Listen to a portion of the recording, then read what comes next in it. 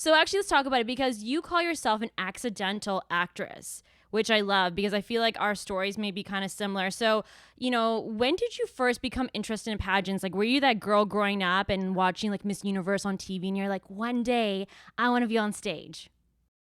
So,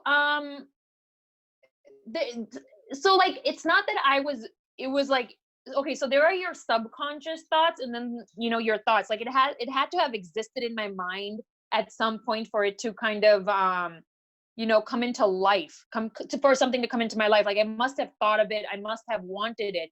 But was it active in my consciousness? Was I actively, going after it? No, I didn't actually start working toward pageantry until, I became first runner up in my state on my state level. And then that entire year I worked for to participate next year. But because I'm a believer that what you think and speak is what, occurs in your life, I definitely think that at some point I must have thought of it, or at some point I must have really longed for it. Otherwise it wouldn't have shown up in my life. Of course. So your first pageant, I know you placed as a first runner up, but kind of to make that decision, I mean, that's always a little bit to be like, oh, like pageants, okay, like let me sign up and see what this is all about. So tell me about your experience. What made you decide, let me try this out in the first place? So I was modeling. So I have an extensive modeling background, and my cousin was the one who recommended me. And it was kind of like I had just graduated college. I was kind of in limbo with my job. I hadn't started working full time yet, and my family was like, "Why not?" I was like, "Why not?" And it was more of just trying it out. Did I want to win? Yes. I'm an inherently very, very competitive person. So once I signed up, I went at it very hard. But it was more of my cousins recommended me because I had the modeling background, and even I thought I could do it because I had a modeling background. And modeling was just something I did on the side for a very long time. So it was kind of just like a why not? And again, it goes into that kind of whole concept, like I must have wanted it, Hmm, otherwise it wouldn't have happened. exactly. But so you placed as first runner up, and I know you were actually working in a non glam industry at all, pharmaceuticals, right? Yes. So two very different industries, right? So I was actually in university, I was studying pre-med. I was bio psych. My honors thesis was under uh wow, I can't even think of the like okay, I can't think of the title now, but it was about how women interpret images on magazines and stuff, and how in turn it affects their self-confidence. It was like, it was more of like a psychological thesis, and that was my honors thesis. So I was actually in the science field in college, and I was studying to be a doctor. Like that was the route I was going to go in. So working for pharmaceuticals for a couple of years while I figured out whether, I was taking my MCAT prep in the background. I was, figuring out if I wanted to do a master's before applying directly to med school, whether I wanted to go into a Caribbean med school or whether I wanted to stay here. So all that was going on simultaneously where you know, while this pageant business was going on. So yeah, there was kind of like this dual, I had my foot in two boats kind of thing.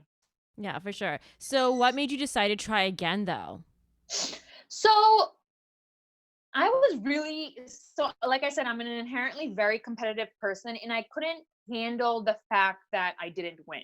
And as petty as that sounds, I do think that's one of my strong points because what I did that year, like I figured out why I didn't win. I went and talked to all the judges. I went and talked to the pageant coordinator, and I found out what my weaknesses were, which was public speaking.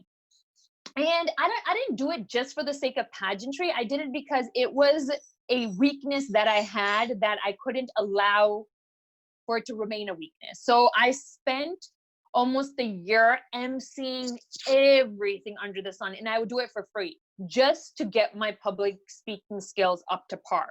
That was it.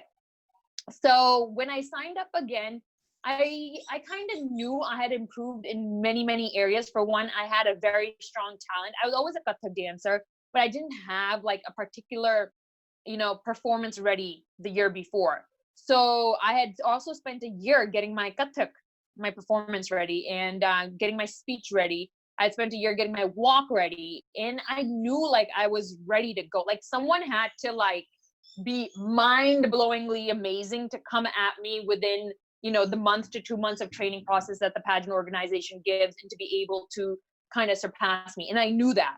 So I was like, okay, let's go. So obviously you won. So Yes. yay, all your hard work paid off. And then it opened the door, it seems like, to this amazing career that you never anticipated. No. So No? after States, I had USA within almost 2 weeks time. Okay. For which you need, so it's basically the same format, but what I did differently was I changed my wardrobe.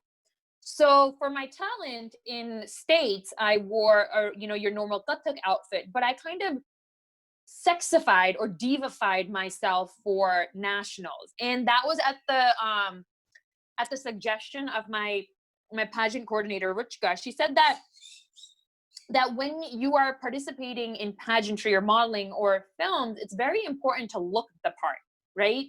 When you look at a pageant queen, you think beauty, glamour, this, that, and the other thing. So it's very important for your wardrobe and everything to also exemplify that. So if you I have pictures on my Instagram. I went from like this green kathak outfit full anarkali to like a like blouse and lenga type thing with like a side what are those called, pastas. And I really kind of like modeled it after as Rekha as much as I could. And we also kind of changed a lot of my moves to take it from the traditional Kathak and to make it more Bollywood. So we did that within 2 weeks. And again, like I was all hands on deck, all guns blaring. I took my makeup artist with me and we were ready to go. That's amazing. Look at that commitment, because I want to remind people, like, pageants can be quite expensive, right? Like, Yeah. were you paying for all this yourself, or were you getting sponsors? Were you getting a lot of support? So I had some sponsors, like my dad's friend, my dad's friends, my dad, but I was also working at the time for a pharmaceutical company, and I was paying for a lot of it on my own. Mm-hmm. For me, it wasn't the money aspect of it that was the most important. I think like it was the amount of work that I put in. And this is something, this is a very important point to make, that people expect results but not do the work, right? So, like in pageantry, people get really, really upset when parents get upset when their kids don't win. They get upset when they don't win, and they're very quick to say it's rigged. And I came from a background where I didn't know anyone in pageantry. And I always say that if I can do it, like just some normal girl from, in Massachusetts, like anybody can get up and do it, but you have to put in the work. You have to put in, figuring out what your weaknesses are and turning those into your strength. And I think that's a very important point to make when people say it's expensive. You can wear a not nice outfit. You can like do your own makeup. You can do your own hair, but you have to put in the work to learn how to do those things, right? And that doesn't cost anything. Go onto YouTube and learn, right? Pageants can be expensive, but pageantry is still a sport. And just like you would, put hours practicing, baseball, basketball, anything, you have to put those hours into pageantry as well.